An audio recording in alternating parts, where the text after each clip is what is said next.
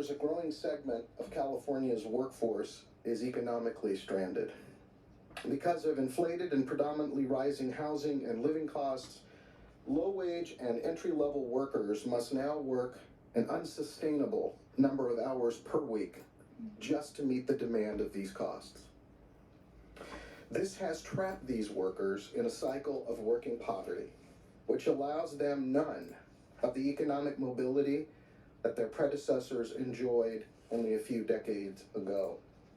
Remarkably, the state of California does not now have, nor has it ever had, established a methodology to determine a wage standard, and certainly not one that accounts for an individual's costs of housing. SB 352 will change that. Information is power, and it is necessary for effective public policy in these cases, and our policy should be data-driven.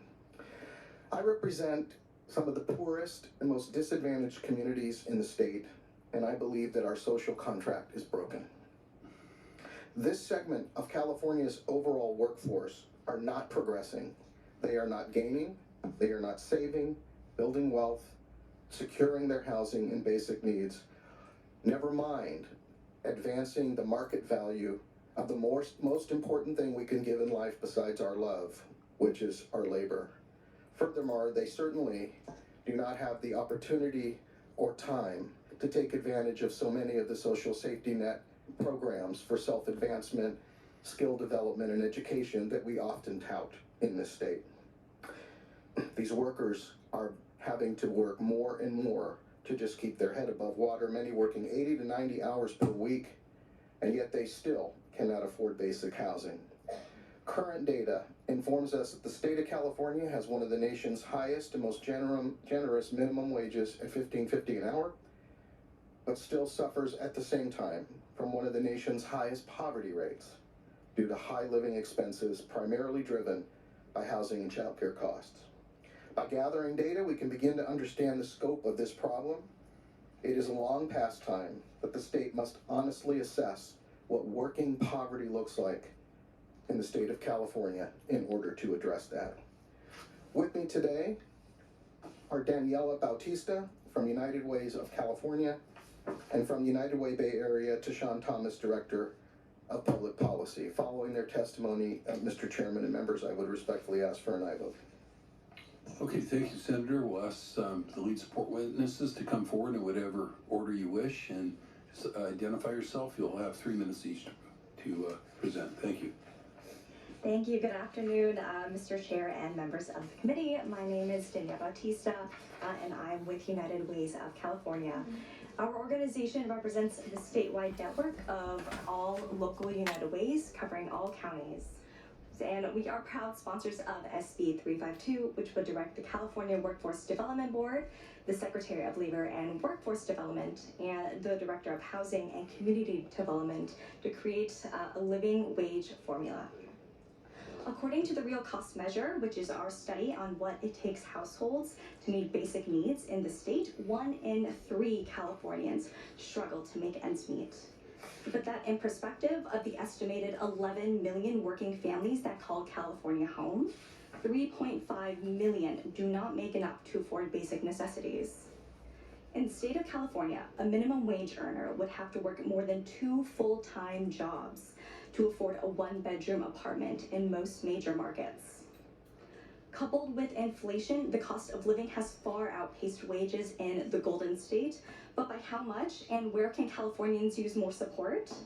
The living wage formula seeks to answer these questions and provide meaningful information that can assist lawmakers in making key budget decisions, both regarding minimum wage and other programs such as tax credits, public benefits, etc., designed to help families who are struggling to get by. It should be noted that SB 352 will not change the state minimum wage. Rather, the bill should be the yardstick by which we set our priorities. By determining accurate costs of living with regional considerations in mind, we would be better able to address the racial wealth gap and apply this formula to local demographics. It would make clearer what investments are needed to improve systems that can lift up families. For these reasons, United Ways of California offers its full support for SB 352 by Senator Padilla and urge your aye vote. Thank you. Thank you for your testimony. Welcome. Good afternoon, Mr. Chair and committee members. My name is TaShon Thomas, and I'm the Public Policy Director for the United Way Bay Area. For over 100 years, the United Way Bay Area has worked to create sustainable changes throughout the state and our region. Currently, in the 8 counties of Marin, Napa, Solano, San Francisco, Santa Clara, Alameda, and San Mateo, an estimated 700,000 out of over 2 million households spend more than 30% of their income just on housing. This alarming statistic is from the real cost measure developed by the United Ways of California, which studies what it takes for a household to afford their basic needs throughout the state. For many households, this, of course, is housing, especially in the Bay Area. In fact, one of our United Way Spark Point ambassadors, Russell, puts it simply, quote, "Despite my progress, finding affordable housing in the Bay Area was an ongoing struggle. Moving away from the Bay Area is something that isn't really a possibility for me. I need to stay within the vicinity of public transit so that I can get to and from work and do business in San Francisco. I don't have a car and can't afford one, even with Section 8 assistance," end quote. Even with one of the highest minimum wages in the nation, Californians still struggle. SB 352 would help us better understand the financial gaps families have to meet their basic needs, which in turn gives wage earners more leverage to advocate for a livable wage. The United Way believes strongly that we can't just program our way out of poverty. We need significant policy changes to go with those programs. SB 352 perfectly merges the need for data to impact future policy decisions to create an equitable and prosperous California. Requiring metrics to be updated annually will account for an increase in the cost of housing and inflation broadly and will have accurate information to reference when discussing the true cost of living in California. When we know the numbers behind what it actually costs for people to thrive in the state versus just living paycheck to paycheck, we'll have the power to act to address these wage gaps. SB 352 will assist policymakers at all levels in these conversations. The ultimate goal is to ensure all Californians are financially stable and have the dignity to provide it to thrive and not just barely surviving. The United Way Bay Area is proud to support SB 352 by Senator Padilla and urges an aye vote. Thank you. Thank you very much. Anybody in the room wishing to come up and express support for this bill, please come forward now. Mr. Chair, members, Sarah Phlox, California Labor Federation, in support. Thank you. Mr. Chair, Jeff Neal, representing the city of Chula Vista, also in support. Thank you. Darcy Greenwell, UFCW Western States Council, in support. Thank you. Jessica Stender, on behalf of Equal Rights Advocates, in support. Thank you. All right, we'll move now to opposition. Is there any opposition, any lead opposition witness on this bill? Again, we're on SB 352, Padilla. I'm seeing no one come forward. Is there anyone in the room, in the committee room, who wishes to express an opposition? If so, please come forward. Seeing none, moderator, if you will, please queue up any opposition or support witnesses at this time on SB 352. Thank you. Thank you, Mr. Chair. If you wish to speak on this bill, please press 1 then 0 at this time.